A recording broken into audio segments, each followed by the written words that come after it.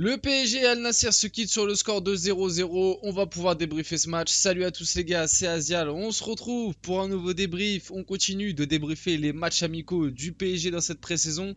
0-0 face à Al Nassr. Honnêtement, ouais, sur, sur le papier, assez inquiétant quand tu sais que Al Nassr, leur précédent match, ils ont pris 4-1 par Benfica et 5-0 par le Celta Vigo. Tu peux te dire que sur le papier, ça fait peur. Honnêtement, je vous le dis, ça fait peur. Vous allez voir que dans mon débrief, de toute façon, on va l'exprimer, mais le PSG de Luis Enrique pour l'instant a un réel souci offensif. Il y a de très bonnes choses, tu ressens quand même la patte de Luis Enrique là où avec Christophe Galtier t'en sentais pas. Là tu ressens quand même que Luis Enrique veut instaurer quelque chose, tu vois la différence par rapport au PSG qu'on avait avant. Mais c'est vrai que ce soit dans les combinaisons offensives ou alors même dans la qualité offensive de nos joueurs, pour l'instant c'est assez mitigé. Bref, avant qu'on rentre dans le vif du sujet et qu'on voit un petit peu les compos, quelques images du match, etc. Comme d'habitude, n'hésitez pas, le petit like, le petit commentaire, le petit partage, ça fait toujours plaisir. Le petit abonnement aussi, voilà, n'hésitez pas, ça aide pour le développement de la chaîne et ça fait vraiment plaisir. Passons directement au match et au débrief. Bon, la composition, donc ça c'est la composition qui a démarré, encore une fois, petite inversion. Noah Lemina était à gauche, Carlos Soler était à droite, Vitinha, Zaïre Emery étaient tous les deux en 6. Et ça c'est un truc aussi, je sais pas si vous aussi vous l'avez remarqué, n'hésitez pas à me dire un peu dans les commentaires, mais je trouve moi que Luis Enrique, en tout cas quand le PSG a le ballon, je trouve qu'il s'inspire pas mal de ce que fait Guardiola et Xavi notamment, c'est-à-dire avoir une base un petit peu à 3, avoir un milieu de terrain à 2 et avoir un mec un peu plus haut avec genre regardez, je vais vous expliquer. Là la compo du PSG en phase défensive, oui c'était celle-là, c'était un 4-3-3 basique, mais je trouve qu'avec le ballon, et j'avais déjà remarqué face au Havre, mais je l'avais pas forcément exprimé parce que je m'étais dit peut-être que c'est juste par rapport au profil des joueurs et du coup ça se fait automatiquement. Mais là aujourd'hui, que ce soit avec la compo 1 ou avec la compo 2, j'ai remarqué que avec le ballon, il y avait Hernandez qui restait en troisième centrale. Du coup, ça faisait une base un petit peu à 3 où tu avais Skriniar au centre, Danilo qui décalait un peu à droite, Hernandez à gauche. Tu avais Hakimi qui était très haut. Au milieu de terrain, tu avais Vitinha et Zaïre Emery un peu plus en 6. Tu avais Sherendo un peu plus haut avec du coup sur le côté Noah Lemina, de l'autre côté Hakimi et un Carlos Soler qui était là aussi, qui était même peut-être limite des fois un petit peu au niveau d'Asensio. Je sais pas un petit peu si vous avez, je sais pas, je pense que vous avez compris ce que je veux dire, mais c'est vrai qu'avec le ballon, je trouve que souvent le PSG de Luis Enrique, et c'était déjà le cas face au Havre, c'est un petit peu avec une base à 3. Voilà, n'hésitez pas à me dire si vous aussi vous avez remarqué. Mais moi je trouve ça du coup plutôt intéressant. C'est vrai que le PSG de Luis Enrique avec le ballon, tu sens, voilà, tu sens la patte, tu sens le jeu à l'espagnol, tu sens que ça va avoir énormément de possession, que ça veut redoubler les passes, etc. Le problème c'est une fois qu'on touche nos attaquants et une fois qu'on arrive, on va dire, dans les 25-30 derniers mètres, voire 20 derniers mètres, tu sens directement que ça manque d'automatisme, ça manque de joueurs de qualité. Je sais pas si c'est une question de juste une question de temps, que les joueurs s'adaptent à ce style de jeu, les joueurs offensifs. Mais bon, Carlos Soler, je pense quand même que Carlos Soler et Asensio ont l'habitude de ce jeu-là. Les deux ont été sous Luis Enrique avec la sélection espagnole et les deux ont été formés et ont joué très longtemps en Espagne. Donc ça m'inquiète un peu et moi je pense plus qu'à l'heure actuelle, c'est vraiment un gros manque de qualité offensive. Même si vous allez voir, il y a quand même certains joueurs qui ont tiré leurs épingles du jeu, notamment dans cette première mi-temps. Enfin, Noah Lemina a joué tout le match, mais comment dire, honnêtement, les gars, c'est l'homme du match. Qu'est-ce que tu veux dire de plus? Le gars, du haut de ses 17-18 ans, si je me trompe pas, moi je vous dis la vérité, je suis pas surpris parce que j'ai pas regardé énormément de matchs des 19 l'année dernière, mais j'en ai regardé 2-3. J'avais notamment regardé la demi-finale du coup pour le titre de champion 19. J'avais regardé la demi-finale et la finale. Malheureusement la finale qu'on a perdue, mais en demi face à Marseille quand on avait gagné 2-1, lui, donc Noah Lemina et Ilie Souni, j'avais trouvé que c'était vraiment ceux qui ressortaient énormément du lot, notamment avec un Noah Lemina qui avait fait un boulot monstrueux face à l'OM avec les U19. Il était vraiment trop fort dans l'élimination, même dans l'intensité, que ce soit avec ou sans ballon. Il était d'une qualité monstre. Techniquement, c'est déjà très très propre pour son âge. Franchement, il a beaucoup d'avenir. Je vous dis la vérité, il a beaucoup d'avenir, il a beaucoup de potentiel. Là où je pense il a encore une très grosse marge de progression, c'est dans le dernier geste. Que ce soit à la frappe ou à la passe, il a encore un petit peu trop de déchets, mais ça reste un joueur très jeune, donc c'est positif. Et je pense que sous Luis Enrique, ce genre de joueurs peuvent énormément progresser. Mais franchement, sur le match, il a fait même là, sur le match face à Al Nassr, il a fait de très grosses diffs, et honnêtement, ouais, c'est l'homme du match. Honnêtement, rien à redire. Zaïre Emery aussi, mais de toute façon, je sais pas ce que vous en pensez, mais moi je trouve quand même que dans cette préparation, pour l'instant dans les 2 matchs de prépa qu'on a eu du PSG, les joueurs qui sortent le plus du lot, ça reste les jeunes. Moi honnêtement, j'ai pas de joueurs qui sont là, genre par exemple Marquinhos et Verratti pour l'instant, qui sont là depuis un moment. Je trouve pas qu'ils montrent de choses très différentes ou alors qu'ils montrent forcément de très bonnes choses. Ils sont pas mauvais, mais je trouve ils arrivent pas à montrer un truc où on se sent, on se dit ah tu vois, on est un peu hype et on se dit ah ça y est, on retrouve le grand Verratti ou ah ça y est, on retrouve le grand Marquinhos. Bien au contraire, même Marquinhos, il fait pas des matchs de prépa horribles, mais quand tu vois le match aujourd'hui de Danilo et de Skriniar en défense centrale et même de Lucas Hernandez à gauche, honnêtement Lucas Hernandez, je pense que je vais mettre les menottes parce que moi j'étais pas du tout pour ce transfert pour plein de raisons, notamment du côté extra sportif qui moi me dérangeait, mais c'est vrai que pour l'instant honnêtement je dois mettre les menottes, j'arrive les mains en l'air parce que pour l'instant Lucas Hernandez dans les matchs de prépa il est plutôt bon. Après ça reste des matchs de prépa face à des équipes qui sont quand même inférieur au PSG. On verra dans les matchs importants, mais pour l'instant, je dois faire mon mea culpa.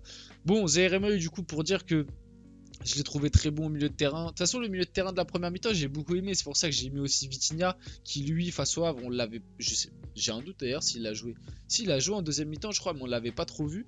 Donc ouais, le milieu de terrain, Zaïre Emery, Vitinha, Cherendour, juste pour vous montrer, milieu de terrain de qualité. Honnêtement, et surtout qu'en plus, en face à Al Nassr, il y avait aussi un très gros milieu de terrain. T'avais quand même du Seko Fofana, Brozovic et Talisca.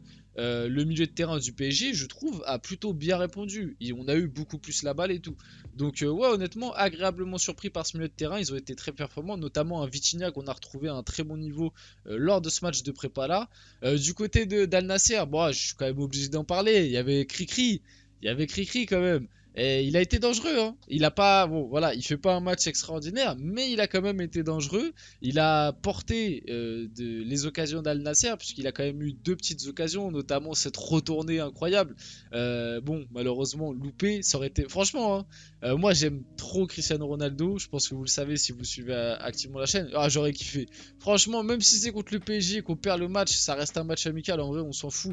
Le principal lors des matchs amicaux, c'est surtout voir un petit peu la patte de l'entraîneur et voir les joueurs qui tirent leur épingle du jeu. Franchement, j'aurais kiffé qu'ils la mettent. Non, franchement, la retournée était trop bien partie. Dommage, malheureusement, ça finit à côté. Ouais, sinon. Cricri qui a eu aussi une grosse occasion, c'est ce qui me permet d'embrayer un petit peu sur Donnarumma. Donnarumma qui a eu une période très compliquée là ces derniers temps, je pense que vous avez tous un petit peu vu, voilà, il y a eu un cambriolage où ça s'est plutôt mal passé pour lui et sa famille. Malheureusement ou heureusement, heureusement plutôt sur ce point de vue là, tout va bien pour lui et sa famille, cette histoire est du passé, etc. Il a quand même tenu son rôle, hein. Franchement il a vécu quelque chose d'assez dramatique, hein, faut le dire, et malgré tout il a tenu à faire quand même cette tournée avec le Japon, enfin à faire cette tournée au Japon pardon avec le PSG. Donc pour ça juste grand bravo à Didio, et puis en plus il fait un bon match je trouve aujourd'hui, même si ça parle encore d'un gardien. Là apparemment on aurait fait une offre pour Tenias, mais ou Tenas, je sais pas trop comment ça se dit, je pense que c'est quand même Tenias. Donc j'en ferai sûrement une vidéo, le Bounou Tenias, on va voir qui va signer. Mais Donnarumma, moi aujourd'hui je l'ai trouvé plutôt bon honnêtement, même si c'est vrai que encore une fois sur certaines sorties aériennes ou même des fois balle au pied, il m'inquiète encore un peu. Franchement, je vous dis la vérité, je suis pas encore rassuré. Mais par contre, comme d'habitude, sur sa ligne, c'est un monstre. Il n'y a rien à dire. Arrive à la 60e minute de jeu. Luis Enrique a pris la décision de faire 9 changements. Les 2 seuls joueurs qui sont restés sur le terrain sont Donnarumma et Noah Lemina. D'ailleurs Noah Lemina qui en fin de match, le pauvre, parce qu'il a quand même mis énormément d'intensité, en fin de match il était KO, il avait des crampes, franchement sur les 5 dernières minutes il en pouvait plus. En plus le pire c'est que comme il a montré de très bonnes choses, même sur les 5 dernières minutes où le pauvre il avançait plus, il en pouvait plus, la plupart des ballons passaient par lui, parce que je vais pas être méchant, mais à côté de lui, Garbi et Ouni, ça a été très compliqué. Ousni ou Ouni, d'ailleurs, je sais pas comment on dit. Je dirais plus Ouni, moi. Je pense que le S est muet, mais je sais pas. N'hésitez pas à me dire si certains savent exactement. Bref, dans tous les cas, que ce soit Garbi ou Ilyes Ousni, ça a été très compliqué. Honnêtement, beaucoup de déchets. Ousni a eu pas mal d'occasions. Je vais dire Ousni du coup. Mais si c'est Ouni, voilà, j'en suis désolé. Moi, je dirais plus Ouni, mais je vais dire Ousni au cas où. Parce que les commentateurs en plus ont dit Ousni. Ouais, pas mal d'occasions. Un gros loupé de sa part. Garbi de son côté, je vais être très critique, hein. Mais Ismaël Garbi, il arrive quand même à un âge où il est censé montrer beaucoup plus que ça. Ça fait quand même un moment qu'il s'entraîne avec le groupe pro, pardon. Donc même si tu joues pas forcément, rien que le fait de t'entraîner avec le groupe pro, t'es censé avoir quand même un minimum plus d'expérience que certains. Moi je suis désolé, un Noah Lemina qui a fait très peu d'entraînement avec le groupe pro depuis qu'il est au PSG, il a été beaucoup plus souvent avec les 19 qu'un Garbi. Là, pour moi, la différence, elle est abyssale. Noah Lemina a montré bien plus de choses qu'un Ismaël Garbi. Alors, Garbi a joué que 30 minutes, mais face au Havre, Garbi avait joué 60. Donc, en gros, les deux sont à 90 minutes de jeu joué parce qu'aujourd'hui, Lemina a tout joué. Et pour moi, Noah Lemina a montré bien plus de qualité qu'un Ismaël Garbi. Faut être honnête. Donc ouais, assez déçu de Garbi. Ouni, bon, il est encore un petit peu jeune, plus jeune que Garbi d'un an. Et puis, il a beaucoup moins eu de temps d'apparition et d'entraînement avec le groupe pro, donc ça peut s'expliquer sur ça. Au milieu de terrain, Ethan Mbappé. Ethan Mbappé reconduit en 6 avec un Ugarte qui lui a joué latéral droit. Et Ugarte, je vous dis la vérité, j'ai peur. Je vous dis la vérité, je sais plus trop ce que j'ai mis après, ouais, on parlera de ça après, mais Ugarte, je vous dis la vérité, j'ai très peur.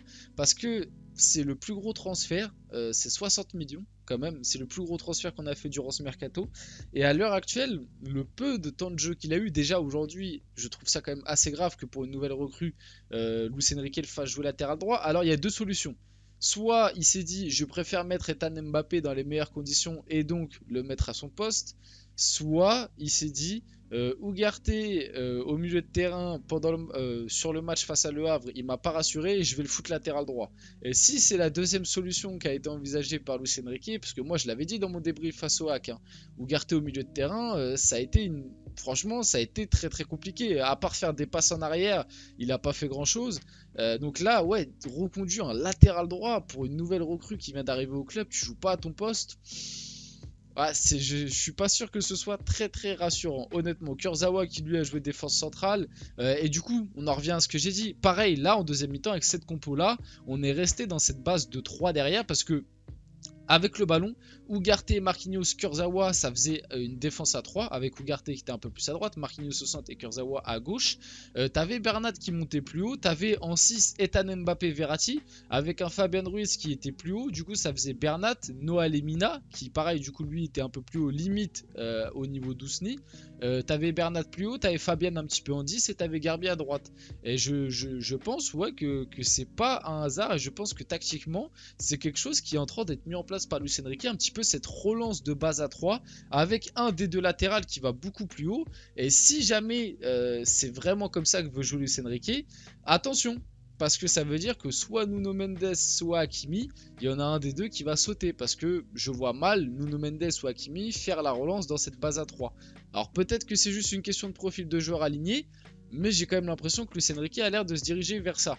Aussi, fait à noter important, pour dire aussi que le match face à Al Nassr aujourd'hui n'était pas un match hyper important, enfin c'était pas un match primordial, c'est que du côté du banc, t'as quand même Navas qui est pas rentré, bon Mouquet qui est un gardien des U19, Kipembe qui est encore blessé pas rentré, Naga que moi j'avais beaucoup aimé face au Havre qui n'est pas rentré, Renato Sanchez pas rentré, Lee, voilà on le sait, petite blessure face au Havre, il est pas rentré, Neymar qui n'est pas rentré mais qui devrait jouer normalement à partir du prochain match quelques minutes, normalement de ce que j'ai vu, et Ekitike qui n'est pas rentré.